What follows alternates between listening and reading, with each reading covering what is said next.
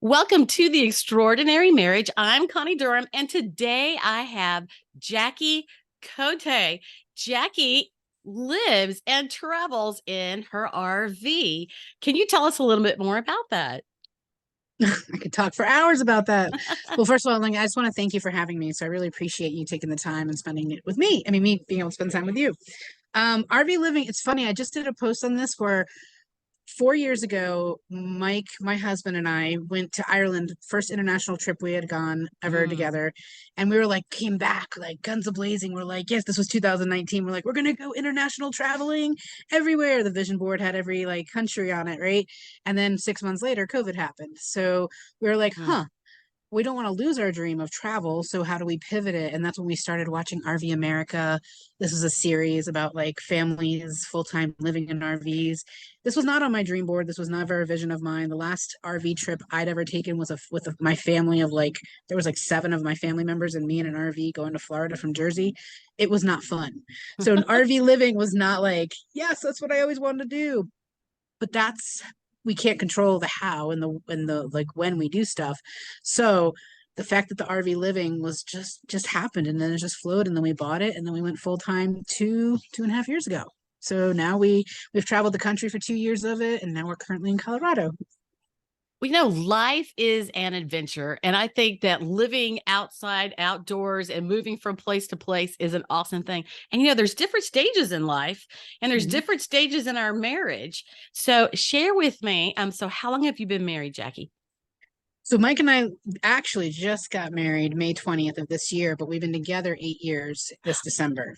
I So love that. So you've been together a long time, but you're really a newlywed kind of sort of, right? mhm. Yeah, we were laughing because when we never really, I don't know, it wasn't really like a massive talking about let's get married, let's get married. It wasn't this like we just were like, well, we're in our 40s and almost 50s. So we're like, we love each other. We're traveling in a box together. Obviously, we love each other and get along. And then all of a sudden, it just this like December of last year, like something hit him and he asked me to marry him and I was confused, I'll be honest, because we were like, we're fine the way we are, kind of thing. And because I didn't think it'd make any difference. And this is really important. This is important, aha, for me with marriage. I didn't think that the commitment would have changed anything of that act, right? Because you think, oh, we've been together, so long. It's already like common law. But you know what? It did. Like we both felt more loved and secure in our container of being together that like there was less like we don't argue much, but there was less like tension. There was less like any doubt in each other. Like it kind of all like washed away after that. It was really interesting for me because I didn't think that was going to happen. And then after we were both like, huh, this did get easier because we made that level of commitment to each other. Well, sometimes there's that little thing in our head before that piece of paper is signed. We got a contract. Now, sometimes that doesn't do people good because, the can go the other way too. But that's awesome to hear how it actually made you feel. You felt that commitment and that dedication to each other and that kind of thing. And let's face it, when you're living in an RV, and right now you're recording outside. I love being outdoors, but you're recording outside and you're living in an RV. It's tight space whenever you're together all the time. Now I know you were traveling and moving around all different places, but lately you have kind of stayed where you're at. You want to tell us a little bit about that? Yeah, we for 2 years we were the never more than 30 days. The only time we got stationary because our RV got hit. And when your home goes into the shop, that was an interesting experience.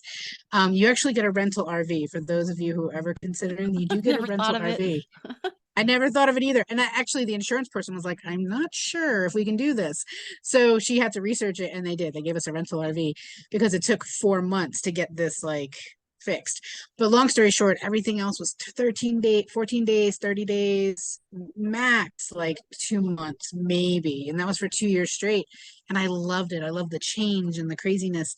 And when we were talking, he got a job, a seasonal job throughout the winter. We've never lived in the winter in an RV as like married couple either, but we committed to it, so we took the job and now we're stationary for 9 months and I started freaking out before we got here and I'm like, oh, what, I like the change and I like the move.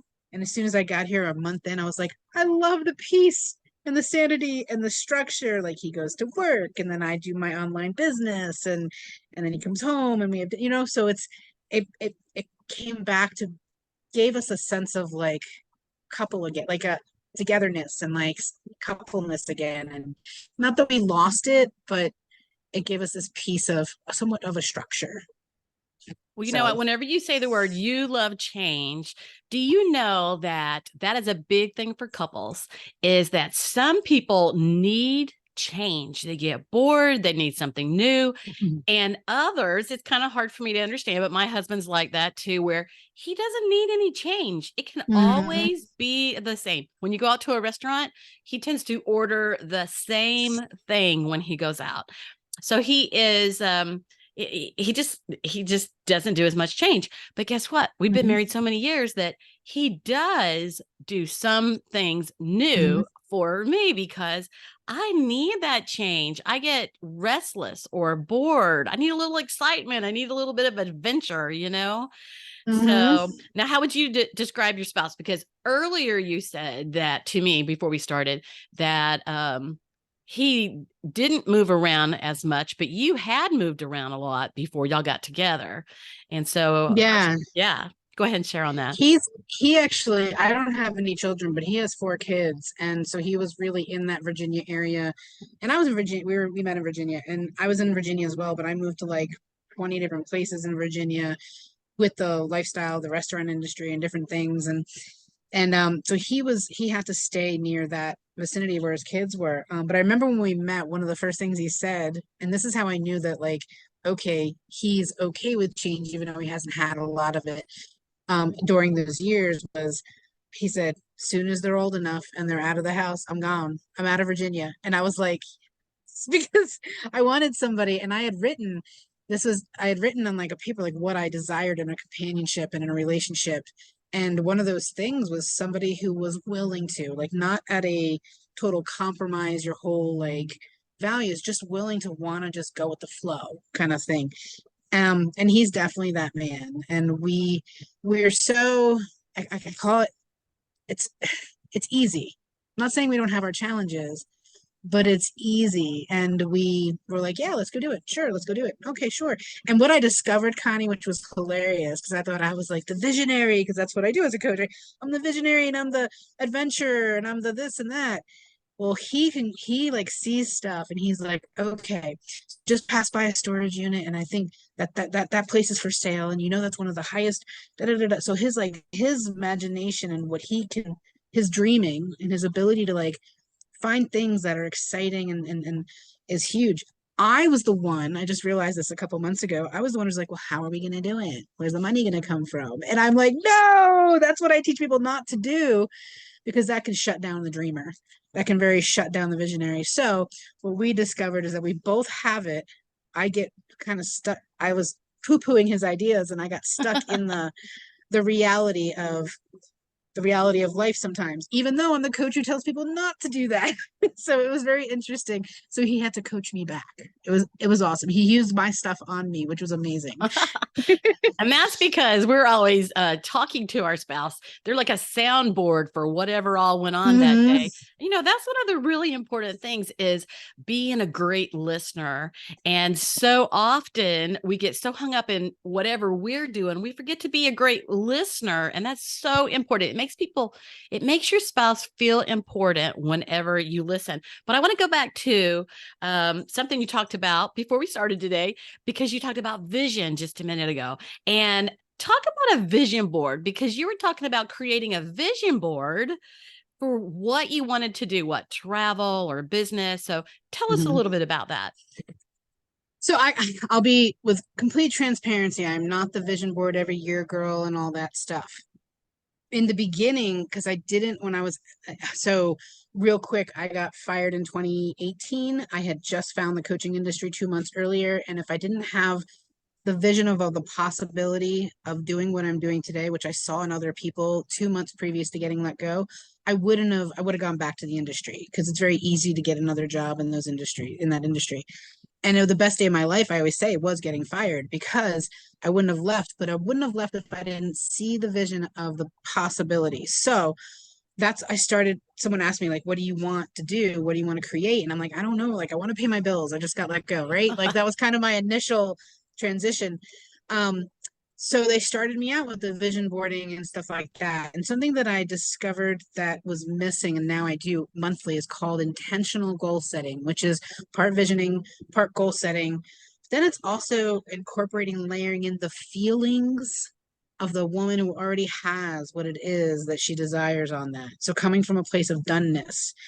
And what would you, so when you have the money or the weight loss or the thing that your goal is set for, the clients, what's the feeling of the journey? What are you experiencing? You notice I close my eyes whenever I say that. Like I say Mm-hmm. feeling and I'm like, because when you close your eyes, like you can feel more what you're thinking and what's going on. So my vision board now becomes this monthly thing that I do where I write out like, so I've cash flowed X amount of dollars. I'm like, and the clients are experiencing XYZ, and the conversations we're having are just, and I celebrate their success before they even have it. Because when the brain can feel that something is true, it can actually start taking action on that. But the future, if we don't bring that forward, it's not true to us. So bringing it into the today's action. So like, for example, I used to take my computer down to a lake because I want a lake house with a mountain view. I'm not sure where that's going to be yet. That's why we're traveling. And I want this like beautiful property and I want to be able to look out my window when the snow's falling over the lake. And I used to take my computer down to a lake to work. I didn't have a house on the lake. I didn't own the lake, right? But I'd take my computer and sit at a picnic table and I'd have the lake view at the mountain, and I have a mountain view all around me now. And so I put myself in places that is going to help that know, like my brain know that that vision is going to come into play. Now, some people do that with vision boards. And something that I was really fun when I did vision boards is when something on the vision board comes to truth, you put it on a secondary vision board. Like this is the Mm-hmm. come to fruition board, right? This is come, Accomplished vision board. yeah, Yeah. done. And so I did that for a while. We have limited space in here, so the vision boards aren't necessarily like up all over. We have very little wall space in this RV. So that is my process now for my vision forecasting. Well, the good thing about vision boards, I do believe, is whenever you can put them up so you can see them. Because for me, like if I can't see it, I forgot it's around. I gotta be able Right. to see it. Don't go out of view, or don't, if you don't come around me ever, then I'm gonna forget. It's like, so I've gotta see things. But I know a few years ago, my daughter was having her second child, and I had done vision boards as a sales director in Mary Kay some years ago, and I thought, oh, she wants a girl. She's got a boy, and she wants a girl. I'm gonna look on the internet and find some pictures of baby girls, and I found this cute little baby girl. She actually had a bonnet and chubby little legs. She was probably like 2 years old, and it kind of looked like a little baby doll girl, like maybe from the 1920s. It was a different kind of style, but it caught my attention. It was so precious, so I copied that off, and I put a picture of my daughter and her husband up, and then I put that little picture of that baby doll, that sweet little girl that was in that picture. And, I don't know how this works, but she had a baby girl, and a precious, awesome baby girl. And I've used vision boards before, but so many times women, if they're out working somewhere, if you work for somebody else, well, a lot of times other places of business don't help you create a vision. Like, I bet Mm-hmm. your restaurants didn't say, let's create a vision for the restaurant. But when you are working somewhere for yourself, or you're in coaching, or something else in the industry as such, a business, they do create vision boards, because you've got to have the vision before you get there. Because here's what happens. So often we are stuck with what's in front of us. If we're in a bad place, then we stop believing that anything can be any better than it is right now. And so I would say that's a great thing for anybody to do, is, what do I want to have in my marriage? Not Mm-hmm. what do I have now, but what do I want to have in my marriage? And do we own a house? What kind of house do I want? And we were talking earlier about some of your masterminds and collaboration.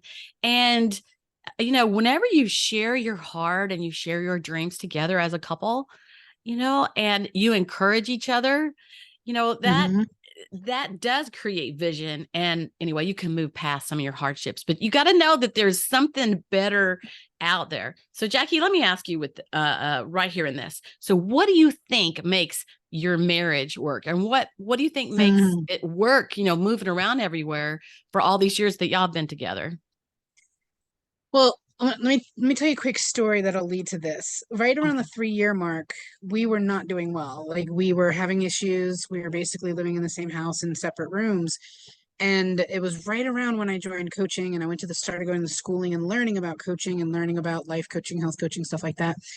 And it was all about the focus is all about like you are the client first. You are the client first. So like you're going to go through all of this. So it was the first time in my life that it was self driven, like all like self help, self like you said in the restaurant industry, that wasn't really big. It wasn't like let's become better people. Like no, it No, was like get us not the numbers, make more money, yada yada.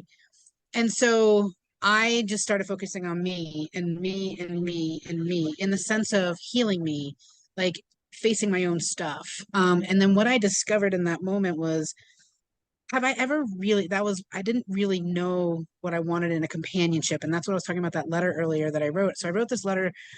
It wasn't a letter, it was just like a piece of paper and it had no name to it. It didn't have Mike's face to it. It didn't have any structure of a man. And it just had no face. It just, what do I want in a companionship? And I wrote all this stuff that I wanted to feel, experience, and all this other stuff. mm, And I took that thing and I put it away into like a little, I don't even know where it is today. And then I was watching my growth and everything that was happening was that I was doing for me was helping our relationship. It was helping me see like how I was speaking to him. It was helping me see take mm. rat. I was doing this right, like oh, like coming from this heartful place of like well, what I thought was, but I meant what I knew. From what I knew, the space I knew, I was going. You could be a manager. You could do this. You could do the next level. You could go for this because I was very like driven for success and next level. Hard worker, And because we talked before. You're a hard right, worker. but these three fingers were like not like I wasn't paying any attention to like do I was basically not taking care of me and putting everything on him. And all he was hearing was, you don't believe in me. Like you don't trust me. Mm. You don't love me the way I am. And I didn't realize that. And so when I did this all this self-personal stuff, the more so but to answer your question, what helps a marriage is like you gotta keep inputting to yourself. You just gotta keep like working on you and healing you and stuff like that. Because when you do that and you become the best version of you, everybody around you gets the best version of you. And then it reflects, and he was doing things differently because he was being reflected a better energy from me and a better way of communication. And I came more from a place of love, and I'm a very happy-go-lucky Jackie loving person. Now I'm really a happy-go-lucky loving person. Back then it was like a surface. And I just because I wasn't happy with me. And I didn't really love me. And the more I learned how to love me, then I could love him. The more I learned how to love me, I could receive love from him. So that's what was the biggest block that almost broke us up. And then Ah, fast forward 5 years, we're still together. you know what? And I bet that's a lot of people's story because often when we think we're having problems with the other person, and even if we are having problems with the other person, because you might be, it's Mm-hmm. like once they act a certain way, then it reflects on us and maybe we're pretty congenial, but then we're not acting so nice. And Mm-hmm. so then they're saying something and we're reacting, and then we're saying something and they're reacting. And it just goes round and round. I like to call it the hamster wheel, the crazy cycle. And, Mm-hmm. like, let's see, it is men want to be respected. So you can see that even in your circumstance you just talked about. Mm-hmm. Men want to be respected. So what does that look like to them? And women want to be loved. Ultimately, we want to be loved. Now, yeah, there's some personality styles you're like, I want respect, but majorly, we want to be loved. So what happens is whenever we're not acting loving, then he starts not being, no, when we're not acting respectful towards him, then he starts not acting loving towards us. And the next thing we know, you know, We're not respectful, he's not loving. We're not respectful, he's not loving. And it's going round and round. And unless you stop, I don't want to go back to that vision you were just talking about. Unless you stop and you think about what's causing problem. And the first thing we have to say is it me? Is it Yeah. me? And we can't change the other person. We can only change me. We can only change Mhm. ourselves. So Bingo. yeah, it makes a lot of difference. And so many times people who aren't in business for themselves or a company who teaches personal growth, then people have no ideas. They have that happen just like you guys were. You're in separate bedrooms, and the next thing you know, you've split up and you don't really know Mhm. why or what happened. It's the little things that count. Yeah. So, I call it radical responsibility for your life. When oh, I people like can that. step into that radical responsibility, like life is happening for me, not to me. Everything's happening for a reason. I know that could be really frustrating to hear in the moment, but it is true. And so one of the number one things that I do now is whenever something's resistant or not so, I was like, okay, what inside of me needs to heal? What am I reacting to? And I always take responsibility for me first, because to your point, we cannot change another human. We can't control another human. So when we release that insanity, then we look inward and we just say, okay, not saying that we're at fault for everything. People are like, well, Mm-hmm. I'm not, it's not a fault game. It's not a blame game. It's a assess you first, because that's all you can control. And then you can communicate questions and talk to your partner about stuff to see where people are, what they're thinking, what they're feeling, and then have a conversation about that. So radical responsibility for self is really important. Well, they say that Google actually says that money and communication are the top reasons for people to have trouble in marriage. And, it does result in a divorce if you can't figure out how to work on that and meet each other in the middle, or it causes a ton of conflict, fusses, fights, discord, Mm-hmm. not enjoying one another. And I like to enjoy Mm-hmm. life. So I like to get all that cleared up. Right. Yeah. Hey, never go to bed angry. Who goes to bed Nope. angry and wakes up happy? Is there anybody? No, no, no. And I always kiss in the morning, kiss at night, no matter what. Like even if I'm half asleep, he comes in and gives me a kiss goodnight, even if I'm sleeping. And even if he's sleeping when I leave or vice versa, like we make sure we give each other I love you and a kiss, because you never know what's gonna happen between that day. Oh, you know what? That's what my mom taught me whenever I was a kid, that you always, and that goes into saying sorry and to never let somebody go out the door angry. Hmm. And so she Hmm. said that. Now, I'm not a worrier. There are all those people who are a worrier. I don't worry about stuff like that, but it's just something I got Hmm. in my head as a kid. Never let anybody go out the door angry. You have to resolve it. You have to talk about it. Don't go to bed, like I said, angry. Because if I go to bed bothered, then I'm more bothered by morning time. And then my whole day is like a bothered day. Do you know what I We mean? Yeah, because our brain just went to work. Whatever we go to bed on is what our brain's going to process and work on for 8 hours or whatever amount of time you sleep. So feed it with what do you want? Like feed it your filling your programs, feed it, your loving relationship, feed it whatever happy thoughts or great thoughts that you want to see into fruition. Feed it before you go to bed, and then watch what happens when you wake up. That happened Yeah. with my retreat. People were joining my retreat overnight while I was going to bed on it. It was a cool experience. And I was In like, your it mind works. and for real. Yeah. Yeah. In my mind, I went to bed thinking, because that was my very first retreat last November. I launched it, and the retreat was in April. And I was like, well, I've never done one. So I put there, and then I went to bed and I'm like, oh my gosh, like I know that like these four women, and then they're gonna, because I had all the bedrooms in my picture in my brain, because I knew the house that I rented had all these different bedrooms, and I was picturing them being filled and all of us around the dining room table, and we were at the beach in Outer Banks. And the next morning I'd have like 4 or 5 messages in my box. Like, Jackie, tell me about the retreat. What spaces are available? What do you have? And in 14 days it sold out. And I can tell you the opposite can happen. So the next retreat, when I launched it, because I didn't launch it the way I thought I should have launched it, and I started like judging myself and everything, it didn't fill up like that. So really, it's whatever we put out is what we're going to receive. Oh my gosh. And so I'm in business, so I definitely relate to that. And you know what? We could relate that to marriage because whatever it is happening in our household, we react to it. And it's Hmm. the same thing we were talking about a minute ago. And we get stuck with those thoughts. And that's the only place we go because most people don't know how to reverse their thoughts or to change. And people get stuck in the same life. I remember talking to a girl that was good on money, and she was talking about the fact that so many people never have the thought that they can own a home ownership, Right. because their parents didn't own a home and their parents didn't own a home, so nobody ever owned a home. So that's all they knew. They didn't know it was even possible. So she was teaching people that you can own a home. You just got to figure out what you got to do. Anything you want to do is possible, right? Absolutely. Well, that is cool. All right. So let me share just a little bit about this. Is actually the second episode of the Extraordinary Marriage. And I'm so excited to have Jackie. We actually did a summit together a couple of years ago, and maybe a couple of times we've done it. I'm not sure.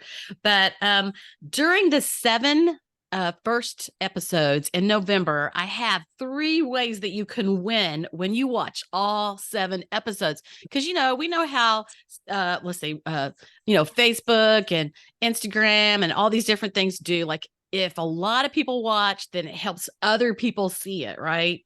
So 3 ways to win when you watch all 7 episodes in November. So each one is going to have a clue word on the podcast. So today's clue word for Jackie is RV. And when you email me with that code word, you can actually gather all 7 words. Actually, I would prefer that. Gather all 7 words, put it on a little sticky sheet, and then send it to me at the end of November before the last day. And everyone who enters is into a drawing for Discover Work and Family Dynamics. And you also get a personal communication assessment with that. The second way that you can win is the first 7 people that email, all 7, are going to get my 10 days to a happier, healthier marriage. And the very first person who emails is going to get a free 1 hour actually coaching, where you can actually, it's relationship coaching, where you can find out, what are some ways that we can improve our marriage? Because yes, a lot can happen with just one person. So Jackie, what else is there anything else you would like to share with the folks as we think about, building better marriages, believing that we can, and then figuring out how to do it? First of all, I want to say you're one of the first podcasters that I've been on. I've been on a lot that's offered that for people. So guys, take advantage of that. That's huge. Thank Like you. listen up and email her because that's huge. So great job. So final words of wisdom. I mean, I think, two couple things that you said earlier, visioning together and communicating with each other, like having like together talk about the things that you desire and where you want to go. It really we over gosh, and you could attest to this because you've been in a long relationship, that you date multiple people in your relationship. Like you're not the same person and people aren't the same people. So you're really getting to know a new person almost every 7 to 8 years through the journey of life that you're together. And so honor that, be curious, but always work on yourself so that your partner can have the best version of you. And what's crazy about that is they start doing it themselves without you even asking, in their own ways. Like you had commented earlier about something that your husband's like, he does it because he knows it makes you happy. And Yes. that's that people go, I'm not compromising because they're all stubborn. No, it's not Mm, compromising. It's doing what each other that makes each other happy. It's like he does things that I like. Like he loves going to aquariums and historical things. Like I'm not a history person, but I will walk through the history things. And he knows that's the things that I like to do are more like the nature and the hikes and stuff like that. So it's like we compromise and we talk about things. And the last piece of what we said just a minute ago, it's don't ever let something last longer than it really needs to when it comes to the don't go to bed angry, don't leave the house angry. Like it's just not worth it. It's just not worth it. I mean, when we harbor all of that in a relationship in ourselves, it creates disease in the body. People get mm-hmm. people get sick. People get and that's it doesn't need to be that way. Just communicate, let it out, release, and look for support. If you need that beyond there, don't be ashamed to get support. There's no shame in that game. Get support like Connie in relationships. Get support for yourself if it's you that you're like, okay, I need to work on me, you know? So I like that. And that's why I'm here, because I believe in family. I believe that's the foundation of everything. And y'all, if you have enjoyed this today, be sure and subscribe. Help me out here as I get this podcast off the ground. And Jackie, how can we reach you? And I'm going to put everything in episode 2. She's the second one. Episode 2. I'm going to put her notes on my online, and so you'll be able to find those. But how else can we find you? so I have my website of Jackie Cote coaching. So my name with coaching in the end, .com. And on there, there's a whole bunch of stuff. There's a blog, there's recording, like your podcast will go on there once we release it. And it has all sorts of nuggets for you to, but I'll be honest, my digital diary is Facebook. So if you are a Facebook fan and you are on there, friend me, let me know you met me through Connie's podcast, because I do want to give her shout outs whenever someone crosses into my world. That's what we do by collaborating as business owners here. We love to just let each other know, like, look, somebody heard about you and yada yada. But that's where I share everything from my travels to my feelings to my any aha moments I have in a day, my dogs, all the things. I really say, if you want to know my energy and you want to hang out with me, for 4 years now, I am who I am on there. No, you meet me in person, you're going to be like, okay, did you just pull you out of Facebook and put you in real life? Because I'm the same exact individual, and I love sharing positive, happy, and vulnerable things, because we're all going through some stuff. So if you could read one thing and change your life, I've done my job. Awesome. And that's why we're both doing what we're doing, because we love people. You know what? Happy couples equal happier kids, because a lot of people have kids, and happy couples equal happier kids. Thank you, Jackie, for joining me today. Thank you for having me.